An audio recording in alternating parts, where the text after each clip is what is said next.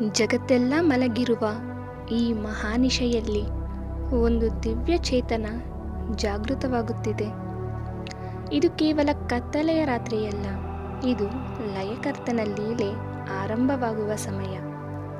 ಶಿವ ಎಂದರೆ ಮಂಗಳಕರ, ಶಿವ ಎಂದರೆ ಶೂನ್ಯವೂ ಹೌದು, ಅನಂತವೂ ಹೌದು. ಈ ಶಿವರಾತ್ರಿ ನಮಗೆ ನೆನಪಿಸುವುದು ಒಂದೇ: ಹೊರಗಿನ ಕತ್ತಲೆಯನ್ನು ಗೆಲ್ಲುವ ಮುನ್ನ ನಮ್ಮೊಳಗಿನ ಅಜ್ಞಾನದ ಕತ್ತಲೆಯನ್ನು ದೂರ ಮಾಡಬೇಕು.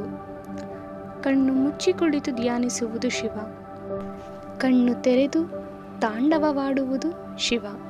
ನಾವು ಮಾಡುವ ಜಾಗರಣೆ ಕೇವಲ ನಿದ್ರೆ ಬಿಡುವುದಲ್ಲ, ನಮ್ಮ ಆತ್ಮವನ್ನು ಎಚ್ಚರಿಸುವ ಒಂದು ಸಣ್ಣ ಪ್ರಯತ್ನ.